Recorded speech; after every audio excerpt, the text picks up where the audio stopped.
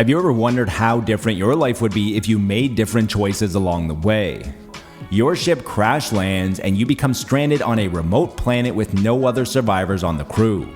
You're informed that the only chance of your survival is to create clones or alters of yourself with the help of the quantum computer on board the ship and the rubidium that you've recently discovered. Full disclosure, I am not the target demographic for a survival and base building centric title. However, the Alter's primary focus is the sci-fi narrative that is crafted around a bold and unique concept.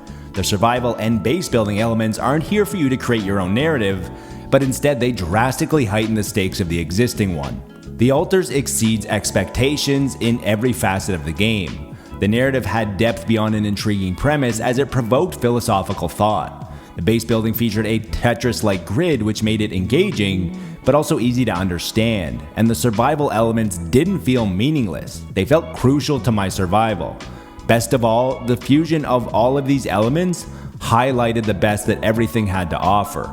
Before jumping in, we just want to take a few seconds out of your day. If at the end of the video you enjoyed it, subscribe and see more like it. If you're already subscribed, all I ask is that you turn on notifications, as this will drastically help the algorithm when we post new videos. Video games is a positivity-first gaming outlet. We believe that gaming should be a force for good. We focus on making uplifting content with constructive discussions and celebrating what makes games great.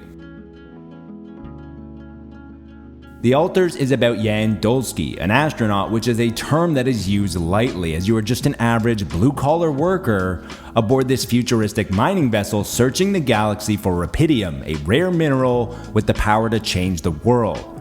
With the technology and the rare minerals, you are given the power to go back through your life and create an alter based on the what-if decisions that you made along the way. These choices resulted in a completely different person with a different skill set based on your life experiences and the choices made. Each new you will help move the mission forward and improve your chances of returning home. Gameplay is broken into sections. First, you have to familiarize yourself with the harsh planet outside. You will need to find and harvest multiple different resources in order to expand your ship and upgrade your exploration capabilities in an almost Metroidvania-like way. As for the gameplay loop, the day and night cycle is perfectly segmented, and the rotation of mechanics and genres break up any possible monotony. It's also very addictive, as you always want to do just one more day to accomplish your next goal. The Alters constantly gives you the right amount of tasks and deadlines. You're always juggling many different jobs that you are always kept busy with, and you're always working towards a certain goal or deadline, such as impending death, but you never feel overwhelmed. You also never experience the same day twice. There are some days that I'm outside exploring the inhospitable planet looking for resources, some days I don't leave the base at all as I just repair things, and then there are some days that all I have to do is have conversations with myself. No 2 days are ever the same. Jan Dolsky and all of the other Jan Dolskys look slightly different, but it's the voice acting that gives them their own personality, and they're all voiced by the same person who does an incredible job of giving each character their own identity with subtle differences. In addition to the great voice work, the brooding industrial score combined with the environmental audio provides a great sense of immersion and atmosphere. Expectations were low heading into the Alters, and maybe due to this, I kept waiting for the other shoe to drop, but it never did. At worst, there are a few areas that could have used minor improvements, and these can all be patched out post-launch.